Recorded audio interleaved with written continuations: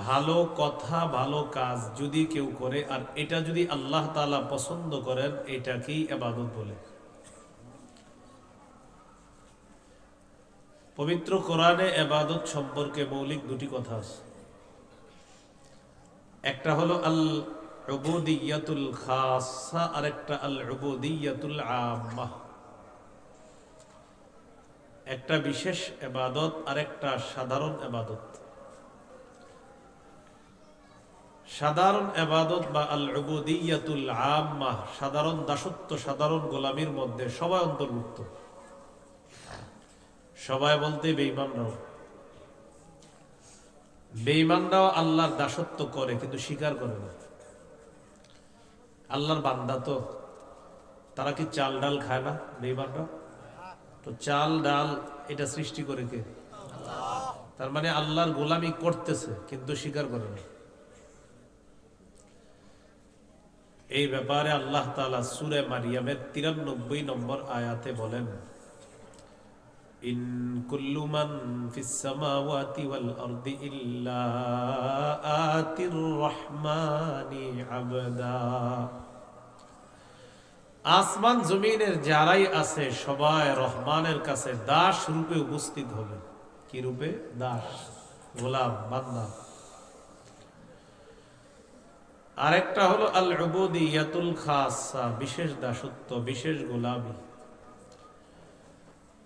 বিশেষ দাসত্ব বা বিশেষ গোলামির মধ্যে শুধু তারাই অন্তর্ভুক্ত যারা আল্লাহর বিশেষ বান্দা, তারাই অন্তর্ভুক্ত হবে। যেমন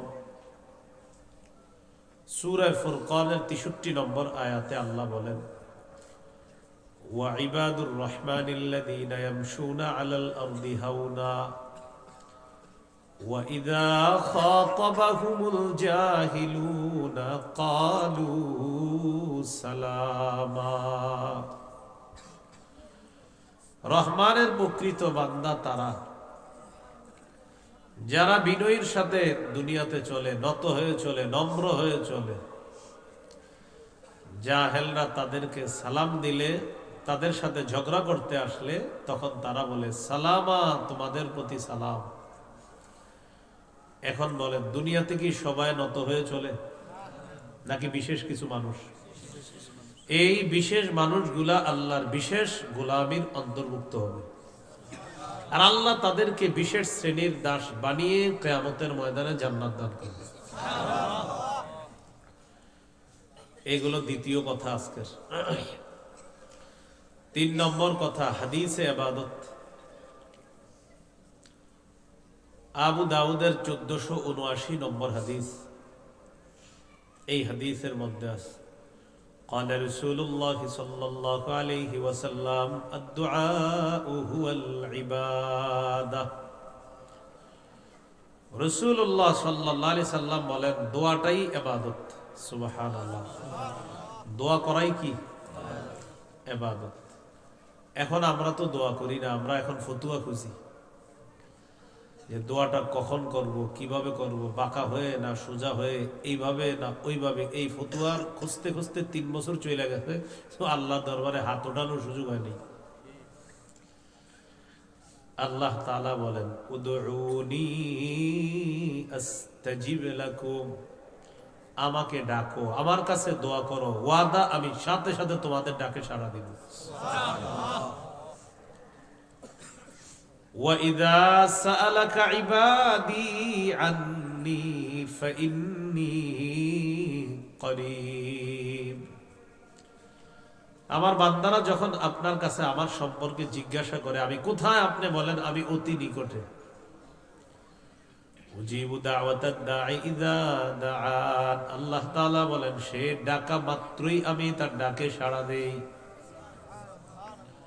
আমি আপনি যতবার আল্লাহকে ডাকি আল্লাহ ঠিক ততবার সাড়া দেন। তাহলে দোয়া করা এটা ইবাদত। বলে দোয়া করা কি? ইবাদত। মাঝে মাঝে হাত উঠায়া দোয়া করেন। হুজুর সবার সাথে করবো না তো ঠিক আছে, একা একাই করেন, হাত উঠায়া দোয়া করেন। এইভাবে বুক বরাবর উঠাবে।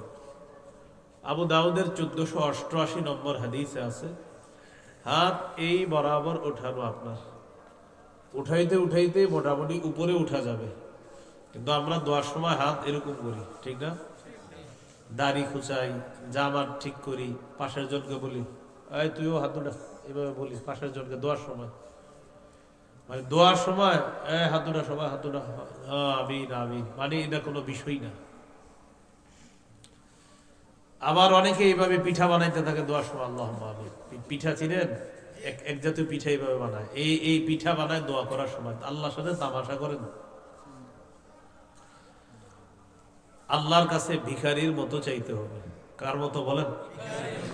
আমি ভিক্ষুক, আল্লাহর কাছে এইভাবে চাইতে হবে। আল্লাহ তাআলা তো বলে দিয়েছেন, ওয়াল্লাহুল গনিয়্যু ওয়া আনতুমুল ফুকারা, আল্লাহ ধনী, তোমরা দরিদ্র, তোমরা গরীব। আমরা সবাই আল্লাহর কাছে মুখাপেক্ষী, এই জন্য মুখাপেক্ষী বান্দার মতো আল্লাহর কাছে চাইতে হবে। আল্লাহ তৌফিক দান করেন, আমিন। তিরমিজির হাদিস, 2201 নম্বর হাদিস। এই হাদিসের মধ্যে আছে, قال رسول الله صلى الله عليه وسلم العبادة في الهرج كهجرة إلي। নবীজি বলেন, ফিতনার জামানায়, ফিতনার যুগে ইবাদত করা আমি নবীর কাছে হিজরত করার মতো সওয়াব। কলহ বিপর্যয়ের জামানায় ইবাদত করা, ফিতনার জামানায় ইবাদত করা, এটা হলো কলহ বিপর্যয়ের জামানা। নবী বলেন, ওই জামানায় ইবাদত করা আমি নবীর কাছে হিজরত করার মতো সওয়াব। সাহাবীদেরকে আল্লাহ নবী বললেন, ওই জামানায় আমার উম্মত ইবাদত করবে, আল্লাহ তাআলা তাদের একজনকেই 50 জনের সওয়াব দান করবেন। সাহাবীরা প্রশ্ন করলেন, হুজুর কোন 50 জন? নবী জবাব দিলেন, আজরু 50 মিনকুম, তোমাদের 50 জনের সওয়াব ওই ফিতনার জামানায়, এই তোমরা সাহাবীদের 50 জনের সওয়াব ফিতনার জামানায় এক উম্মতকে আল্লাহ দিয়ে দিবেন। ফিতনার জামানায় তোমাদের 50 জনের সওয়াব আল্লাহ তাআলা এক উম্মতকে দিয়ে দিবেন। সাহাবীরা বললেন, হুজুর কোন 50? নবী বললেন, তোমরা 50, এই তোমাদের 50 জনের সওয়াব তাদেরকে দেওয়া। এই জন্য এই যুগে ইবাদত করতে পারাটা, এটা সৌভাগ্যের লক্ষণ মনে করা। আল্লাহ আমাদের সকলকে ইবাদত যথাসম্ভব বেশি থেকে বেশি করার তৌফিক দান করেন। ইবাদত মানে গোলামি, দাসত্ব, আল্লাহর যত বেশি দাসত্ব করা যায়। মুসনাদে আহমদ হাদিসের কিতাব, এই কিতাবের 8695 নম্বর হাদিস। এই হাদিসের মধ্যে আছে, قال رسول الله صلى الله عليه وسلم إن العبد إذا كان على طريقة حسنة من العبادة قيل للملك المؤكل به اكتبوا بمثل عمله إذا كان طليقا। নবীজি বলেন, কোন বান্দা যদি ইবাদতের সুন্দর একটা নিয়ম গ্রহণ করে, করার পর ওই ব্যক্তি প্রতিদিন ইবাদত করে, করতে করতে একদিন ওই ব্যক্তি আর ইবাদত করার সুযোগ পায় না, সময় পায় নাই। মারিদ, লোকটা অসুস্থ হয়ে যাওয়ার কারণে ইবাদত করার সুযোগ পায় না, ডেইলি ইবাদত করে, একদিন অসুস্থ হয়ে গেছে, ইবাদতটা আর করতে পারতেছে না। আল্লাহ তাআলা বলেন, আমার বান্দা ইবাদত করে না, কোনো সমস্যা নাই, আমি জানি সে যদি সুস্থ থাকতো সে ইবাদত করত। অসুস্থ হওয়ার কারণে ইবাদত করতে পারে নাই, তোমরা কিন্তু সওয়াব লেখা বন্ধ করবা না। সুস্থ থাকা অবস্থায় ইবাদত করলে যে সওয়াব দিতা, আজকে অসুস্থতার কারণে ইবাদত না করলেও সওয়াব লেখা বন্ধ করবা না। এই জন্য ইবাদতের উত্তম কোন পদ্ধতি গ্রহণ করার চেষ্টা করা। আল্লাহ তৌফিক দান করেন, আমিন। হাদিসের একটা কিতাব আছে, সহিহুল জামে, এই কিতাবের 4214 নম্বর হাদিস। এই হাদিসের মধ্যে আসছে, আপনাদের ইমাম সাহেব নামাজ পড়াইছে, পড়ানোর পর সুন্নত পড়ছে, সুন্নত পড়ার পর উনি নফল নামাজ না পড়ে রুমে চলে আসছে, আইসে কিতাব পড়তেছে। কিতাব, ওনার আগামীকাল ক্লাস আছে সকালে, এই জন্য এই কিতাব পড়তেছে, অথবা আগামীকাল জুমা পড়াবে, জুমার বয়ান উনি কিতাবে দেখতেছে। এর মধ্যে আপনারা কিছু মুসল্লি যারা নফল ইবাদতে দাঁড়িয়ে গেছেন, ইবাদত করতেছেন, রাসূলুল্লাহ সাল্লাল্লাহু আলাইহি সাল্লাম বলেন, ফাদলুল ইলমি আহাব্বু ইলাইয়া মিন ফাদলিল ইবাদাহ। কোন আলেমের এলেম অন্বেষণ করা আর তোমরা সাধারণ মানুষের ইবাদত করা, এই তোমাদের ইবাদত করারও ফজিলত আছে। তোমাদের ইবাদতের যে ফজিলতটা সাধারণদের, তোমাদের নফল ইবাদতের ফজিলতের চাইতে আলেমের এলেম অন্বেষণের মর্যাদা, ফজিলত আমি নবীর কাছে আরো বেশি। কারণ একজন আলেম পড়াশোনা করা মানে একটা জাতি রক্ষা করা। কোনটা হালাল কোনটা হারাম এটা একজন আলেম বলবে। আওয়াজটা একটু বাইরে গেছে মনে হয়, শুরুর দিকে যেমন ছিল অমন রাখেন, চুপে চুপে বাড়ায়। ওই এইটাকে মাইক নিচে বসে রয়েছে, হ্যাঁ, চুপে চুপে বাড়াইতে না করে না। রাসূলুল্লাহ সাল্লাল্লাহু আলাইহি সাল্লাম বলেন, আলেমের এলেম অন্বেষণ করা সাধারণ মানুষের ইবাদতের চাইতে এটা দামি কাজ। তো এর মানে কিন্তু আপনারা আবার ইবাদত ছেড়ে দিন না, আপনাদেরটারও ফজিলত আছে। সাধারণ মানুষের ইবাদতের ফজিলত আছে। নবীজি বলেন, ক্ষেত্র বিশেষ সাধারণ মানুষের ইবাদতের ফজিলতের চাইতে আলেমের এলেম অন্বেষণের মর্যাদা আরো বেশি। এইগুলো আজকের 3 নাম্বার আলোচনা। 4 নাম্বার আলোচনা, বলেন আমার সাথে, উপকারিতা লাভের দিক থেকে ইবাদত 2 প্রকার। 1, নিজে ইবাদত করে উপকৃত হওয়া। 2, অন্যের সাহায্যে ইবাদত করে সওয়াব কামাই করা। একটা নিজে ইবাদত করে সওয়াব পাবেন, আর একটা অন্যের সাহায্যে ইবাদত করে সওয়াব কামাবেন। এ হলো উপকারিতা লাভের দিক থেকে ইবাদত 2 প্রকার। 1 নাম্বার, নিজে ইবাদত করে সওয়াব কামাই করবেন। যেমন তিরমিজির হাদিস 2909 নম্বর হাদিস, قال رسول الله صلى الله عليه وسلم خيركم من تعلم القرآن وعلمه। নবীজি বলেন, তোমাদের মধ্যে সর্বোত্তম ওই ব্যক্তি যে কোরআন শিখে এবং অন্যকে শিখায়, সে তোমাদের মাঝে সর্বোত্তম ব্যক্তি। এখন আপনি কোরআন শিখলেন, কোরআন শিখার পর আপনি ডেইলি পড়তেছেন কোরআন। এই যে নিজে নিজে কোরআন পড়তেছেন, সওয়াব পাইতেছেন, কোরআন পড়তেছেন, সওয়াব পাইতেছেন। এটা নিজে ইবাদত করে সওয়াব কামাই করা। রাতের বেলা কেউ যদি কোরআন পড়তে পারেন, আল্লাহর সাকিনা সরাসরি আসবে, সরাসরি। সুবহানাল্লাহ। হয়তো আপনি দেখবেন না, কিন্তু এক সাহাবীকে আল্লাহ সাকিনা দেখায় দিয়েছে। সহিহ বুখারীর বর্ণনা 5011 নম্বর হাদিস। এই হাদিসের মধ্যে আছে, কানা রাজুলুন ইয়াকরাউ সূরাতাল কাহফি, এক ব্যক্তি রাতের বেলা সূরা কাহফ তেলাওয়াত করতেছিলেন। ফাতাগাশাতহু সাহাবা, রাতের বেলা যখন সূরা কাহফ তেলাওয়াত করতেছিলেন, আকাশের মেঘখণ্ড এসে তার বাড়ির উপর দাঁড়ায় গেছে। সুবহানাল্লাহ, মেঘখণ্ড। তো এইভাবে তাকাইছে উনি, ওনার ঘোড়াটার দিকে তাকাইছে, তাকায় দেখে ফাজা আলা ফারাসুহু ইয়ানফিরু, তার ঘোড়াটা লাফায়। তিনি যত কোরআন পড়ে তার ঘোড়া তত লাফায়। কোরআন তেলাওয়াত শেষ, ঘোড়ার লাফানিও বন্ধ, ওই মেঘখণ্ড আকাশে উঠে যায়। নবীজির কাছে গেলেন, যাওয়ার পর বললেন, ইয়া রাসূলুল্লাহ, রাতের বেলা কোরআন তেলাওয়াত করতেছিলাম, হঠাৎ দেখি মেঘখণ্ড।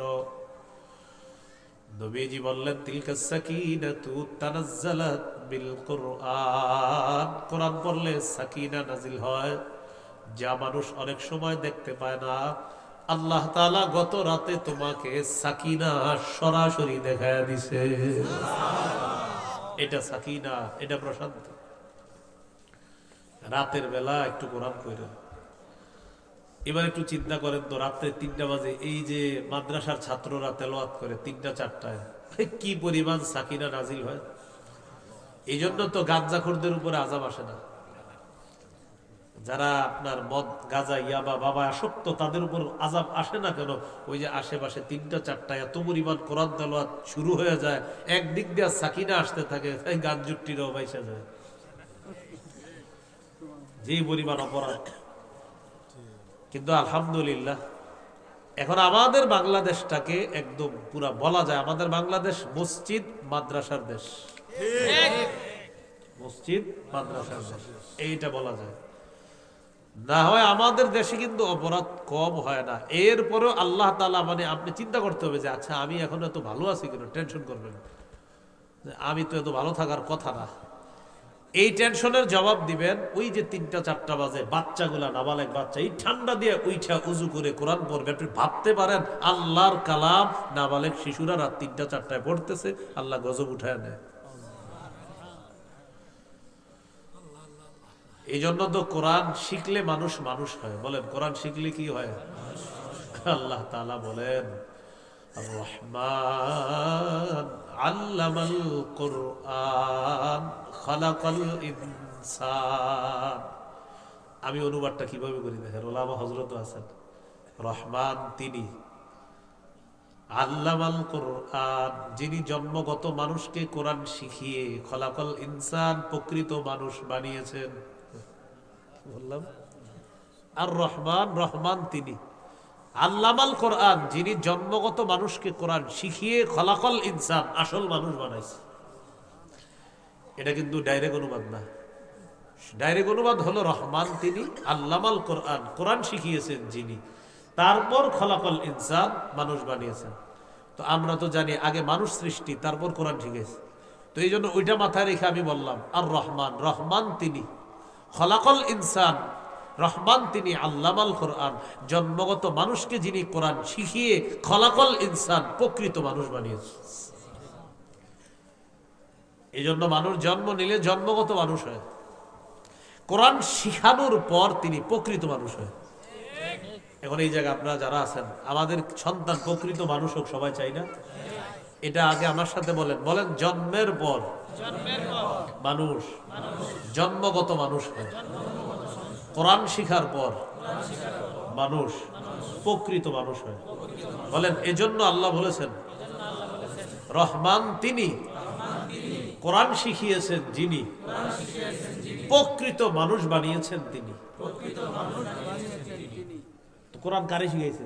জন্মগত মানুষকে। কোরআনটা শিখাইছে কাকে? জন্মগত মানুষকে। এই শিখানোর পর খালাকাল ইনসান প্রকৃত মানুষ বানাইছে। তাহলে শিখলাম জন্ম নিলেই মানুষ আসল মানুষ হয় না, জন্মগত মানুষ হয়। আল্লামাল কোরআন সেই মানুষটাকে আল্লাহ কোরআন শিখায়, খালাকাল ইনসান এরপর তারে একজন প্রকৃত মানুষ আল্লাহ বানায়। তো আল্লাহ আমাদেরকে প্রকৃত মানুষ হওয়ার তৌফিক দান করেন।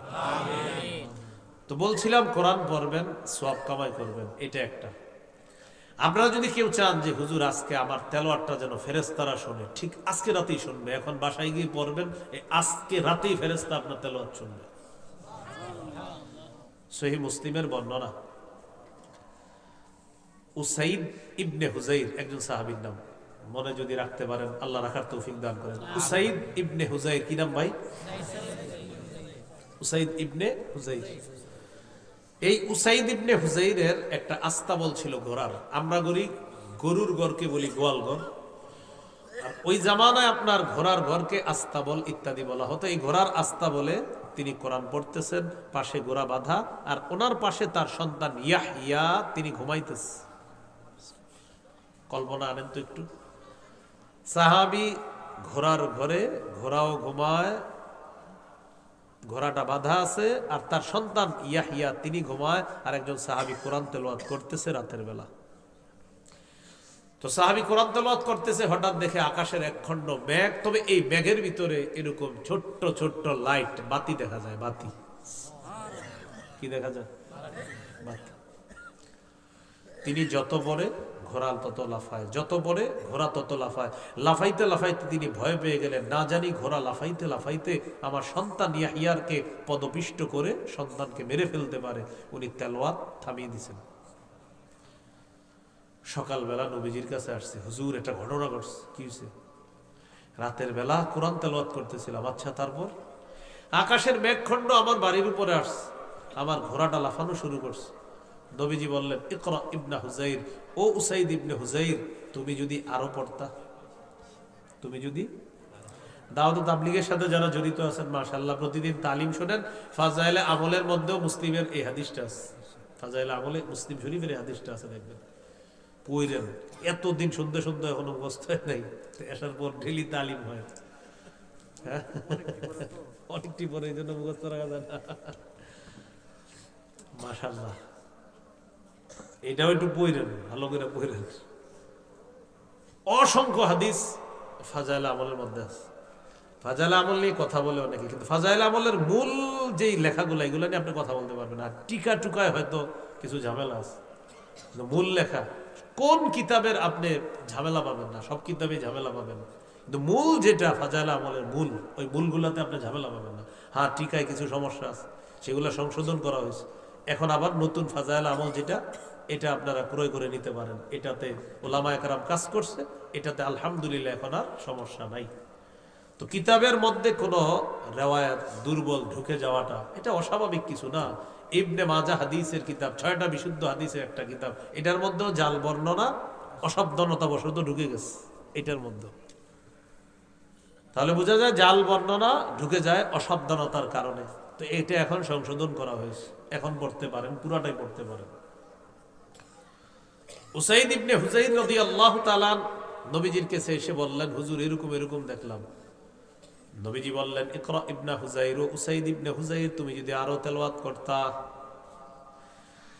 ইয়া রাসূলুল্লাহ, আরো তেলাওয়াত করলাম, ঘোড়া আরো লাফায়।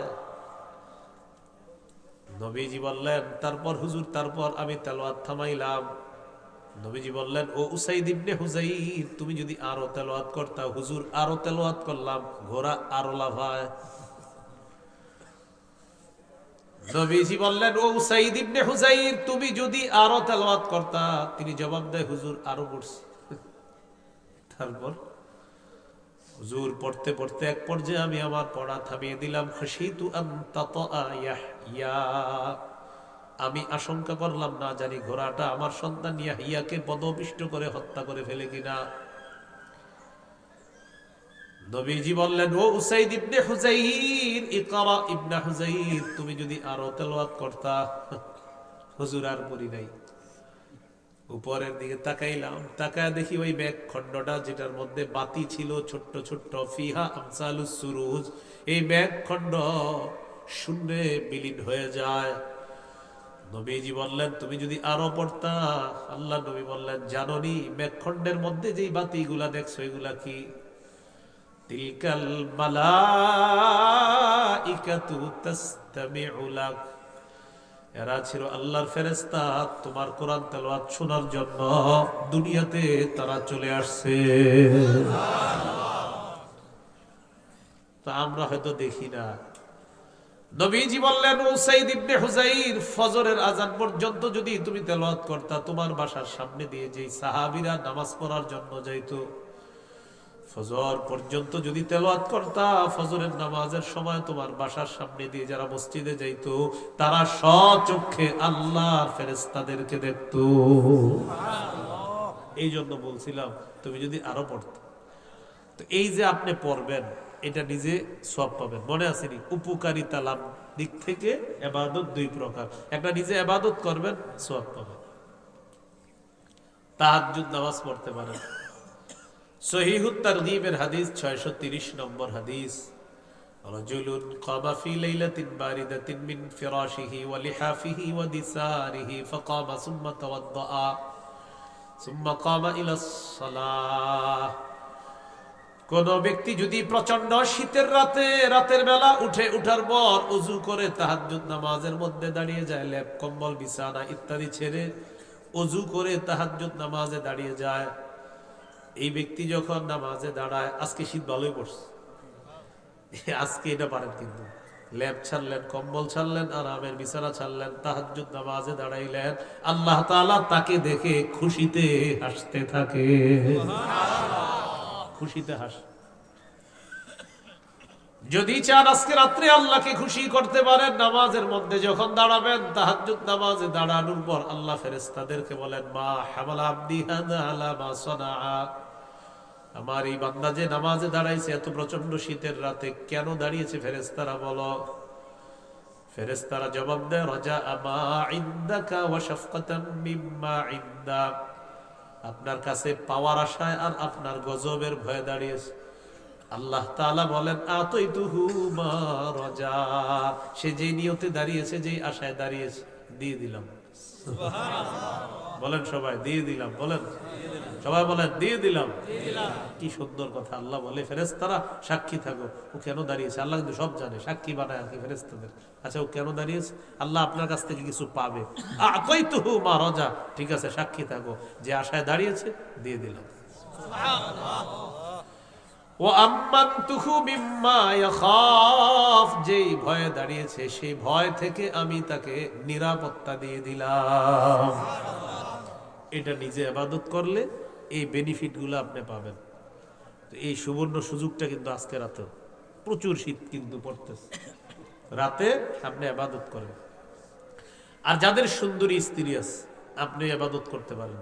মাজমাউজ জাওয়ায়েদ 2 নম্বর খণ্ড 258 নম্বর পৃষ্ঠায় আছে ওয়াল্লাযী লাহু ইমরাআতুন হাসানাতুন ওয়া ফিরাশুন লাইল, কোন ব্যক্তির সুন্দরী বিবি আছে আর নরম বিছানা আছে, রাতের বেলা 3টা-4টা বাজে উঠছে, ওঠার পর দেখে তার বিবি ঘুমায়।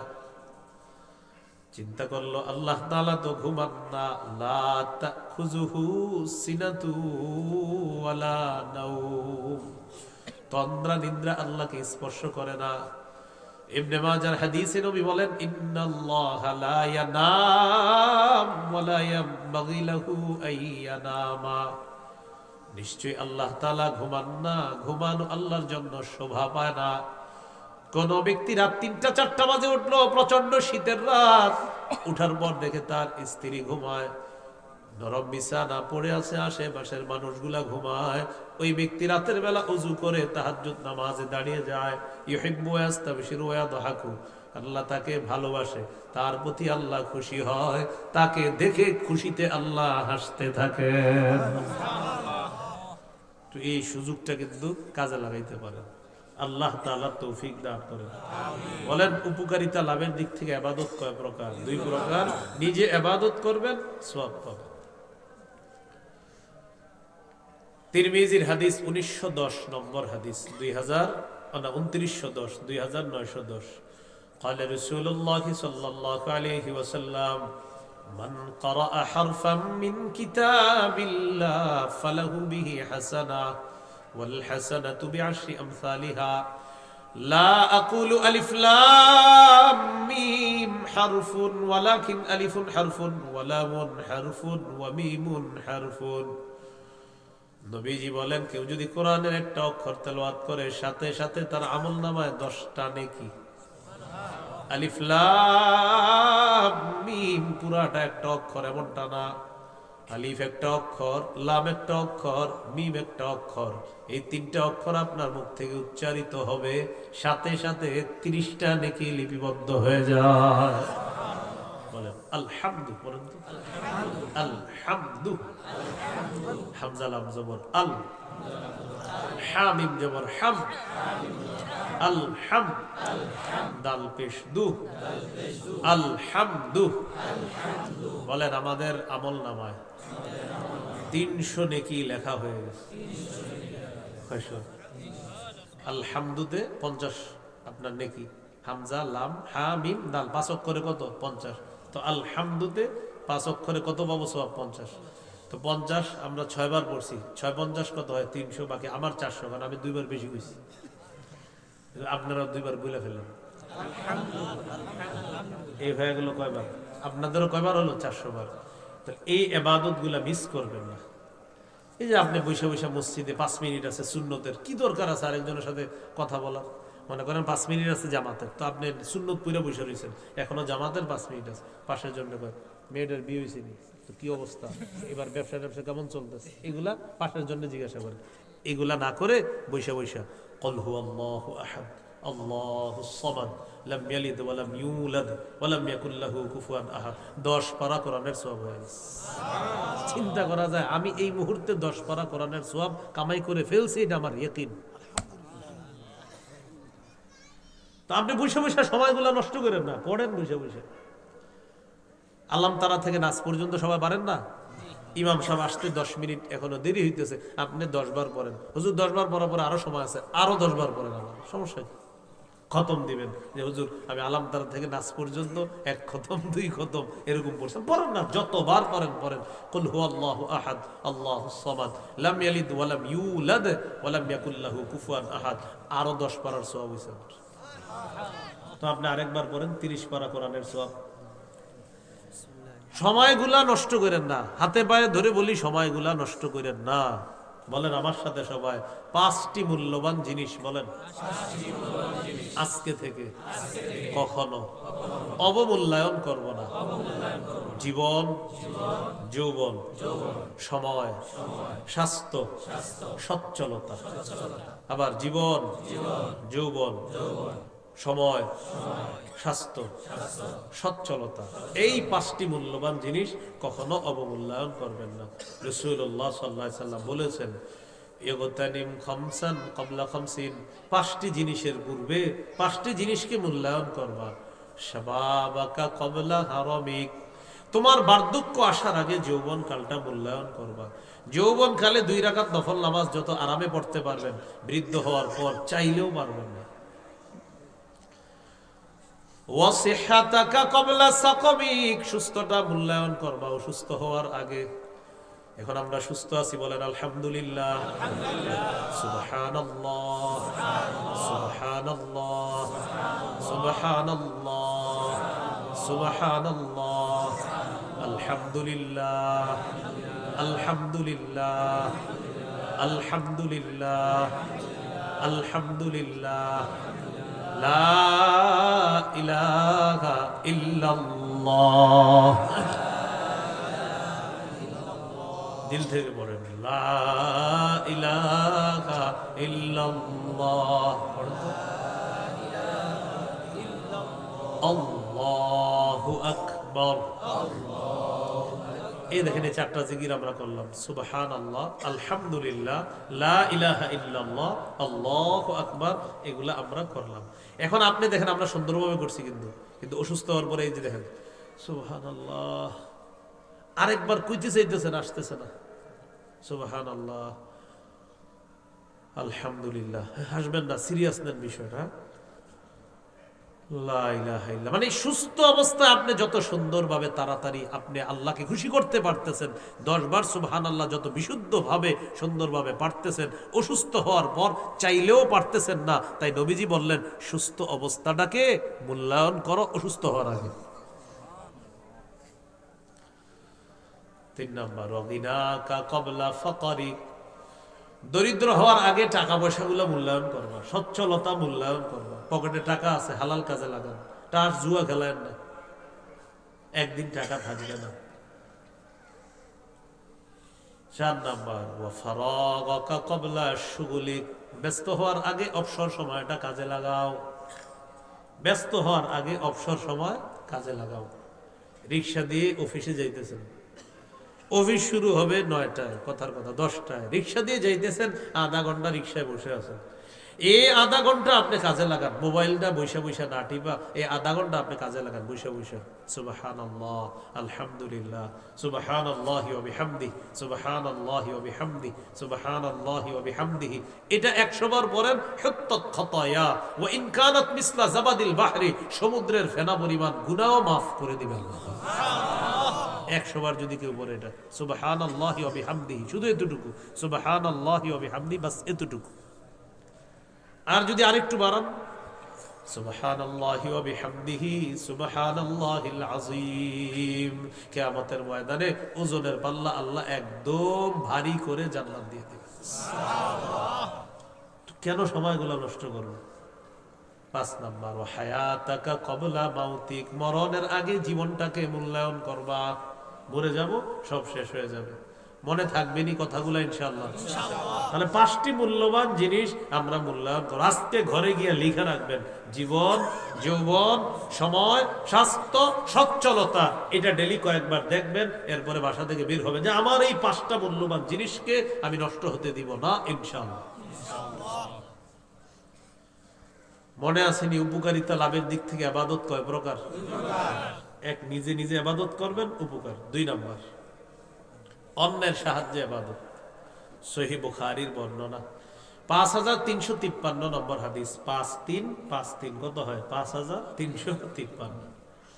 قال رسول الله صلى الله عليه وسلم الساعي على الأرملة والمسكين كالمجاهد في سبيل الله أو الصائم النهار القائم الليل।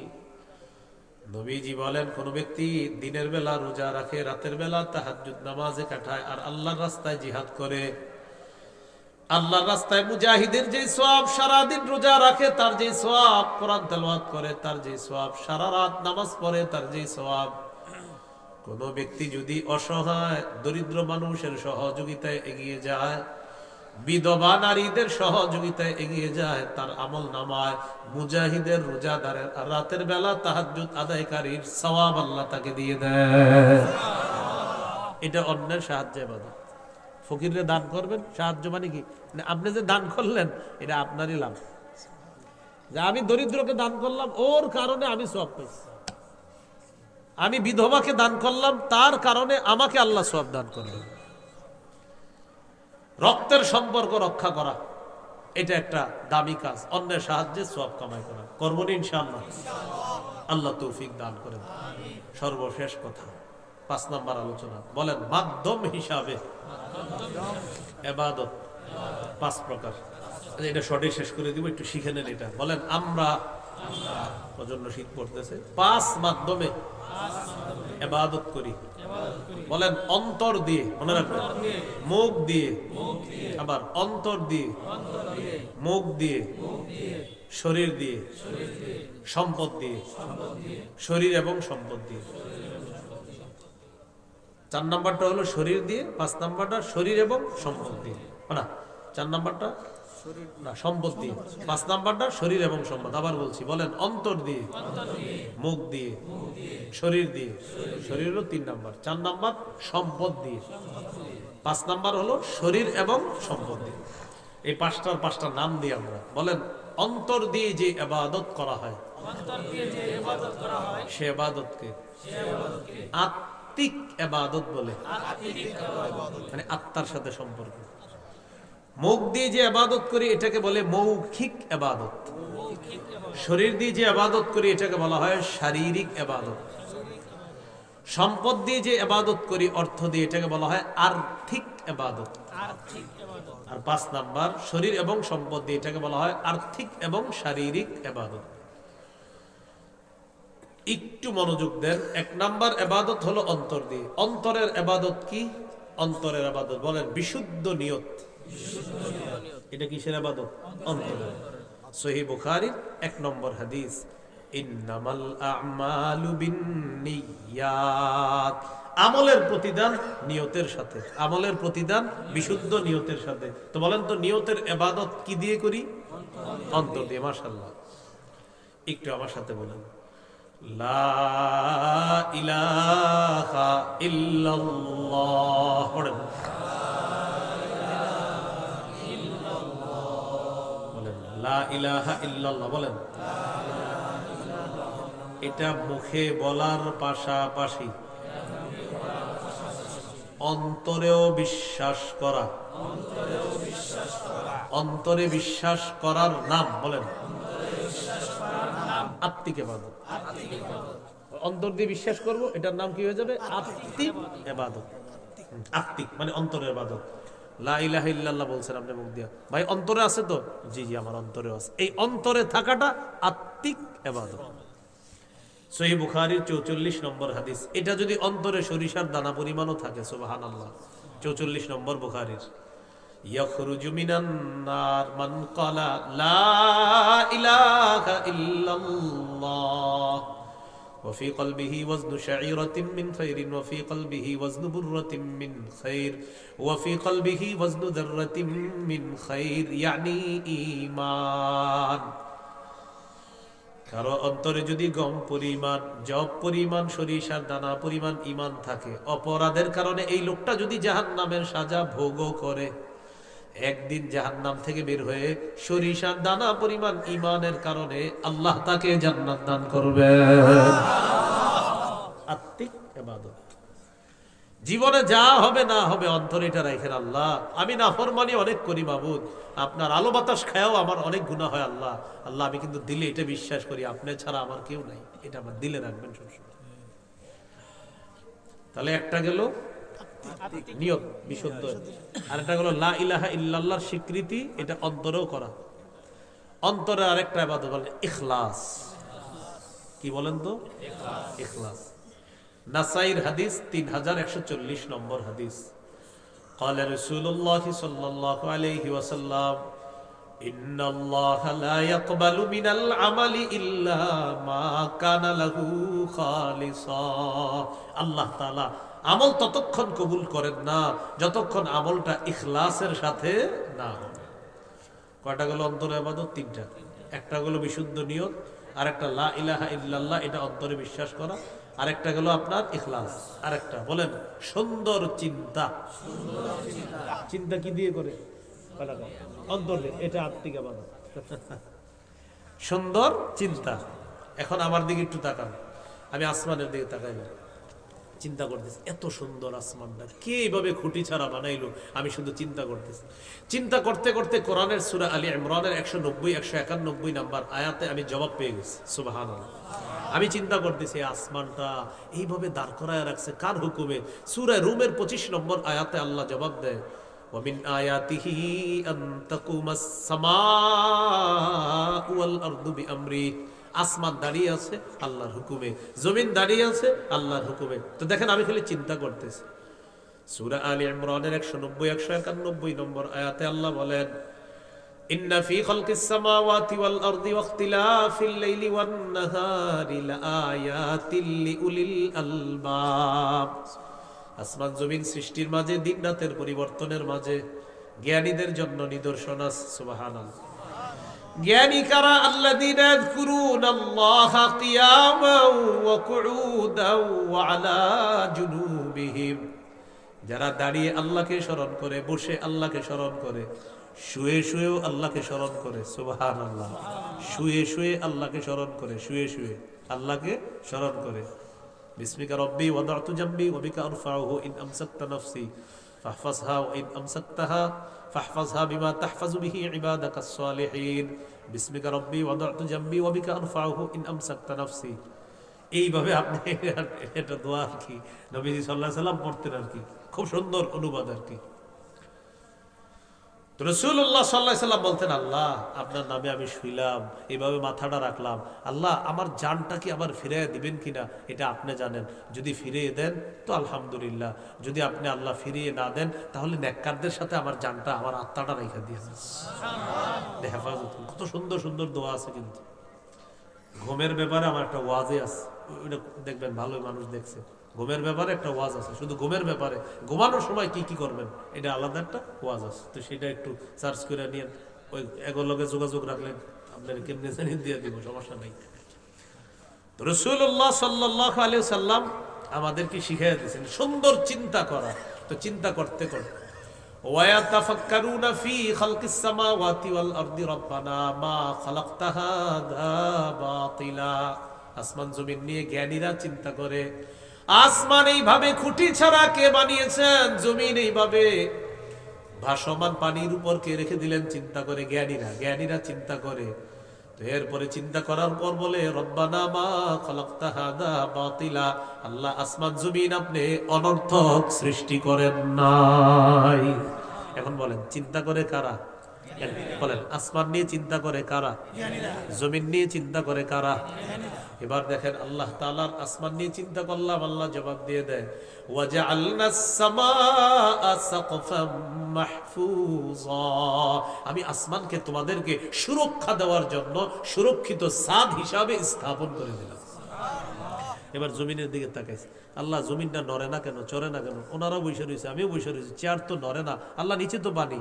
আল্লাহ তাআলা বলেন, ওয়াল জিবালা আওতাদা, আমি মজবুত পাহাড়কে জমিনের উপর পেরেক হিসাবে বসায়া দিয়া জমিনের নড়াচড়া বন্ধ করে তোমাদের জন্য বসবাসের উপযোগী বানায়। তো জ্ঞানীরা এটা কি করে? বলেন জ্ঞানীরা কি করে? আবার কি করে? এই চিন্তাটা আত্মিক ইবাদত। এই যে সুন্দর চিন্তা, আমি চিন্তা করতেছি উত্তরপাড়ার আব্দুর রহিম ভাই 4 ওয়াক্ত নামাজ মসজিদে পড়ে, ফজরটা বাসায় পড়ে, উনি মসজিদে পড়ে না, কিভাবে ওনারে মসজিদে আনা যায়? ফোন করে আনবো নাকি ওনার বাসায় গিয়ে ডাকবো? এই যে চিন্তা করতেছেন, সওয়াব লেখা হইতেছে। সুন্দর চিন্তা আত্মিক ইবাদত, এই কারণে আল্লাহ আপনাকে সওয়াব দান করবেন। আল্লাহ জানে, বুঝাইতে পারছি নি কথাটা? তাহলে সুন্দর চিন্তা করা এটা আত্মিক ইবাদত। একটা গেল বিশুদ্ধ নিয়ত, আরেকটা গেল লা ইলাহা ইল্লাল্লাহ, এটা অন্তরে ইয়াকিন করা, বিশ্বাস করা, আরেকটা গেল ইখলাস, আরেকটা গেল সুন্দর চিন্তা। এইগুলো আত্মিক ইবাদত। 2 নাম্বার মৌখিক ইবাদত। মৌখিক ইবাদত কি? মৌখিক ইবাদত ওই যে লা ইলাহা ইল্লাল্লাহ একটু আগে বললাম, এটা কিন্তু একদিক দিয়ে অন্তরে বিশ্বাস করা আত্মিক ইবাদত, আর এই যে মুখে উচ্চারণ করা মৌখিক ইবাদত। এবার দিল থেকে অন্তরে বিশ্বাস অর্থাৎ আত্মিক ইবাদতটা ঠিক রাখা এবার মৌখিক ইবাদতটা আমরা করি, অন্তরেও ঠিক রাখবো, মুখেও করবো। পড়েন লা ইলাহা ইল্লাল্লাহ, সবাই দিল থেকে লা ইলাহা ইল্লাল্লাহ। তিরমিজির হাদিস 3592 নম্বর হাদিস। মা ক্বালা আব্দুন ক্বাত্তু লা ইলাহা ইল্লাল্লাহ খালিসান ইল্লা ফুতিহাত লাহু আবওয়াবুস সামাই হাত্তা তুফজিয়া ইলাল আরশ। কোন ব্যক্তি যদি ইখলাসের সাথে লা ইলাহা ইল্লাল্লাহ পাঠ করে, আসমানের সবগুলা দরজা খুলে দেওয়া হয়, তার লা ইলাহা ইল্লাল্লাহ যেন আরশ পর্যন্ত পৌঁছে যায়। তাহলে লা ইলাহা ইল্লাল্লাহ উচ্চারণ করা মৌখিক ইবাদত। বলেন তিলাওয়াতুল কুরআন মৌখিক ইবাদত। কোরআন তেলাওয়াত করা কি ইবাদত? তিরমিজির হাদিস 1333 নম্বর হাদিস। তাহলে কি হইল? 1333 1333 এরকম না, একের পরে 3টা 3।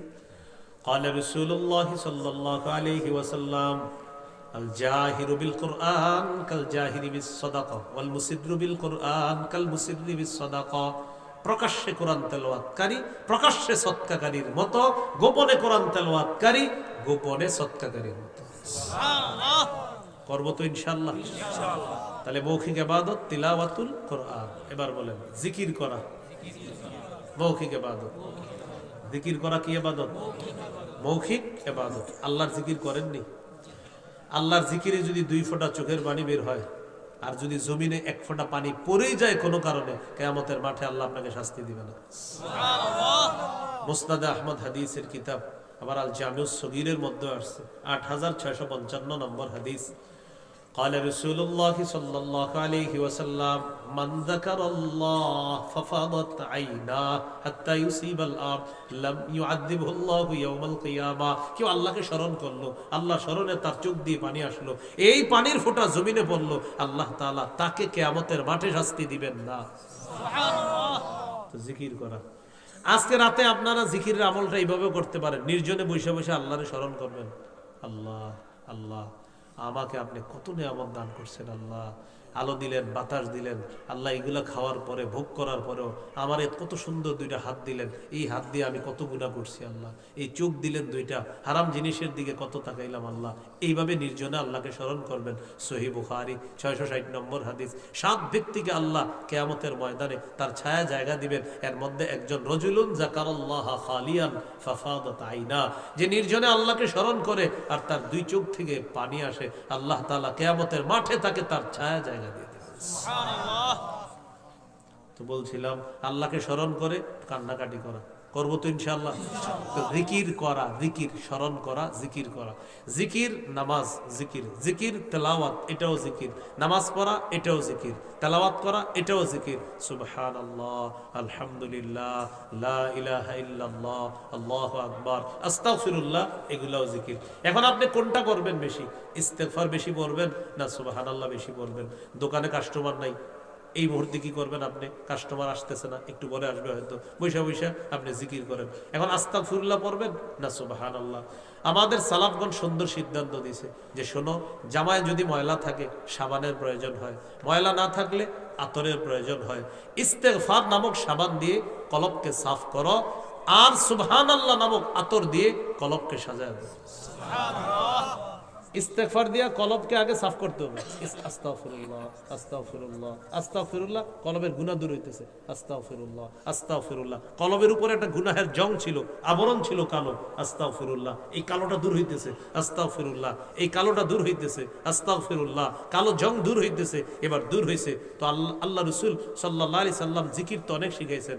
বুজুর্গ সালফে সালেহিনগণ বলেন, এখন কলব থেকে তোমার মোটামুটি মনে হচ্ছে যে কলবটা সাফ হয়েছে, এখন সাফ কলবকে আতর লাগাইতে হবে। এবার সুবহান আল্লাহর জিকির বাড়ায় দাও, এই সুবহান আল্লাহ দিয়ে কলবকে সাজায় দাও।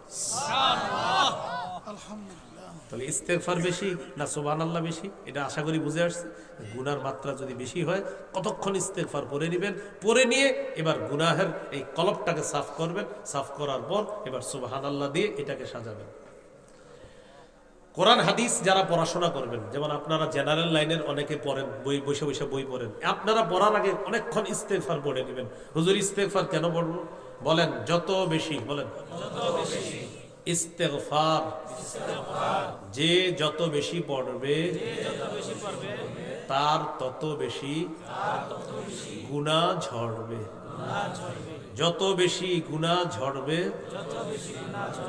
তত বেশি মেধা বাড়বে।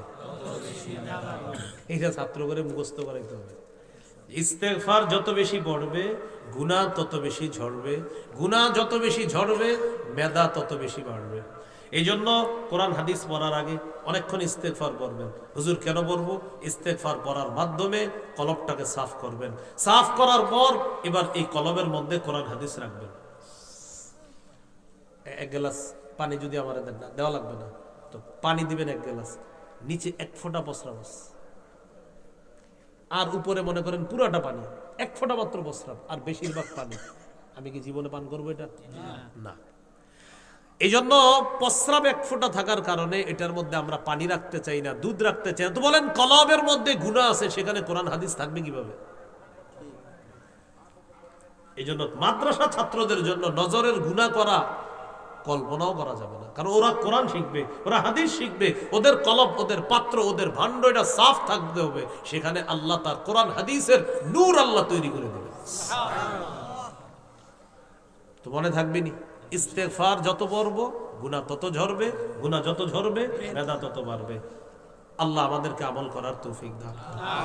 আমি যার কাছে বুখারীর এক অংশ পড়ছি, বুখারী সানির প্রথম অংশটা যার কাছে পড়ছি, আমার উস্তাদ মুহতারাম শেখুল হাদিস হযরত মাওলানা মুফতি আব্দুল ওয়াহিদ কাসিমি দামাত বরকাতুহু আলিয়া হুজুর এই কথাটা ক্লাসে বলছিলেন যে ইস্তেগফার যত পড়বা গুনাহ তত ঝরবে, গুনাহ যত ঝরবে মেধা তত বাড়বে। প্রশ্ন করছি, হুজুর এটা কেমন কথা আপনি বললেন? হুজুর জবাব দিয়েছিলেন, হ্যাঁ, ইস্তেগফারে তোমার গুনাহ ঝরে, গুনাহ ঝরলে মেধা বাড়ে। কারণ গুনাহের সাথে আর মেধার সাথে একটা সম্পর্ক হলো, মানুষ যত গুনাহ করবে তার মধ্যে কোরআন সুন্নাহের নূর তৈরি হবে না। এই জন্য ইমাম শাফি রহমতুল্লাহ আলাইকে তার উস্তাদ এটাই বলছিলেন যে গুনাহ ছেড়ে দাও, গুনাহ ছেড়ে দিলে দেখবা পড়াশোনা তোমার মুখস্থ থাকবে, পড়াশোনা তোমার মনে থাকবে। তো গুনাহ আমরা বেশি করে ফেলি, তো এটা কিভাবে আমরা দূর করব? ইস্তেগফারের মাধ্যমে দূর করে কলবকে সাফ করব, সেখানে কোরআন সুন্নাহ রাখতে হবে।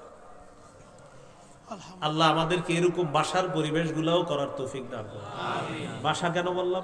ছাত্রটা এই জায়গায় 2 মাস পড়াশোনা করে মাশাআল্লাহ একটা ভালো একটা অবস্থান তৈরি করছে। এক সপ্তাহ গিয়া এই টেলিভিশনে ধারাবাহিক দেখতে দেখতে বেচারা সব শেষ। আপনি তো এই জায়গায় 2 মাস ওরে সার্ভিস দিলেন ভালো, এখন বাসায় গিয়ে তো ওরে শেষ করে দিলেন। এই জন্য অভিভাবক যারা আছেন বাসাটা ঠিক করেন, বাসার পরিবেশটা ঠিক করেন। কেন? আপনার সন্তানের সোনালী ভবিষ্যতের জন্য বাসাটা ঠিক করেন। আল্লাহ বুঝার তৌফিক দান করেন। মনে আসেনি মৌখিক ইবাদত জিকির করা, তেলাওয়াত করা, এবার বলেন দোয়া করা। এটা কি ইবাদত? মৌখিক। আল্লাহর কাছে বেশি বেশি দোয়া করবেন, আল্লাহ আমল করার তৌফিক দান করেন। তাহলে মৌখিক ইবাদত তো 4টা বললাম। লা ইলাহা ইল্লাল্লাহ মুখে বলা, এটা শ্রেষ্ঠ একটা মৌখিক ইবাদত। জিকির করা শ্রেষ্ঠ মৌখিক একটা ইবাদত। তেলাওয়াত করা মৌখিক ইবাদত। আর একটা হলো কি করা? আপনার দোয়া করা। সত্য কথা বলা, এটাও মৌখিক ইবাদত। সুবহানাল্লাহ।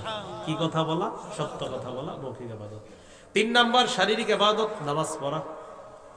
4 নাম্বার আর্থিক ইবাদত, আর ব্যাখ্যার সুযোগ নাই, এটা হলো আপনার যাকাত দেওয়া, সদকা করা। 5 নাম্বার আর্থিক এবং শারীরিক ইবাদত, যেমন হজ করা। আল্লাহ তাআলা আমাদের সকলকে যে কথাগুলো শুনলাম বললাম, সবাই যেন কথাগুলার গভীরভাবে উপলব্ধি করে আমলি জিন্দেগি গঠন করে ইবাদতের মাধ্যমে নিজেকে সাজিয়ে আল্লাহর প্রকৃত আবেদ গোলাম হয়ে আল্লাহর কাছে যেতে পারি। আল্লাহ তৌফিক দান করেন। একটা বিশেষ গোলাম আর একটা সাধারণ গোলাম, মনে আসেনি? বিশেষ গোলামদের অন্তর্ভুক্ত আমাদেরকে হতে হবে। আল্লাহ তৌফিক দান করেন। গাজীপুর আইডিয়াল ইসলামিক স্কুল মাদ্রাসা, এটাতে ছাত্র দিবেন ইনশাল্লাহ। তো যেহেতু আপনারা অনেকে জেনারেল শিক্ষাটাও চান ইসলামী শিক্ষার পাশাপাশি, তো এখানে আপনি আপনার সন্তানকে দিলে একদিক দিয়ে কোরআন হাদিস শিখতেছে, আর একদিক দিয়ে জেনারেল নলেজটাও তার হইতেছে। এই জন্য আমরা চেষ্টা করবো ইনশাল্লাহ। আমি তো প্রশ্নের উত্তর দিতে পারি না। হ্যাঁ, প্রশ্নের উত্তর এটা রেজাউল করিম আপনার বাইরে জিজ্ঞাসা করবেন। হ্যাঁ, ঠিক আছে। প্রশ্ন আমার দিয়ে না, মানে দিয়ে না প্রশ্ন করে। এরা কিন্তু ক্যামেরা ভালো করে রেডি করছে যে প্রশ্নটা দিবেন আর আমি উত্তরটা দিব, কিন্তু এরা তো জানেন আমি তো জীবনেও দিব না। মানে প্রশ্ন উত্তর, যে আরিফ বিন হাবিব যখন মাহফিলে প্রথম প্রশ্নের উত্তর দিলেন, এটা কালকে লিখবে, লেখার পরে সবাই বলবে দেখি বাস ব্যবসা একটু হয়ে গেল। প্রশ্নের উত্তর আমি মাহফিলে দিয়ে না আমার। আচ্ছা আচ্ছা, আমাদের গাজী আল মাহমুদ ভাই, তার মা অসুস্থ, আমরা তার জন্য দোয়া করব। আর আমরা তার জন্য দোয়া করবো। এই জন্য তার অনেকগুলা, আল্লাহ তাআলা তার মাধ্যমে অনেকগুলা প্রতিষ্ঠান চালায়, প্রতিষ্ঠানগুলোর জন্য দোয়া করব। সর্বশেষ আপনাদের সাথে অনেকক্ষণ ক্লাসের মতো কিছু আলোচনা করলাম। ক্লাসের মতো মনে হয়েছে না? নাকি ওয়াজ মাহফিলের মতো মনে হয়েছে না? ক্লাসের মতো। এই ক্লাসের মতো যে মনে হলো আমাদের, এই জন্য মাদ্রাসায় একটা সন্তান দেন, মাদ্রাসায় দেন, ছাত্রদেরকে দেন, সন্তানদেরকে দেন। ইনশাআল্লাহ এখান থেকে যোগ্য আলেম, যোগ্য ওয়াইজ, যোগ্য স্কলার, যোগ্য দায়ী ইনশাআল্লাহ এখান থেকে তৈরি হবে। আল্লাহ তাআলা এই প্রতিষ্ঠান সহ আরো যতগুলা প্রতিষ্ঠান আছে গাজী আল মাহমুদ সাহেবের পরিচালিত, ওই প্রতিষ্ঠানগুলো সহ গাজীপুর সহ আমাদের বাংলাদেশের সমস্ত দ্বীনি প্রতিষ্ঠানগুলো, সারা পৃথিবীর দ্বীনি প্রতিষ্ঠানগুলোকে আল্লাহ তাআলা কবুল করেন।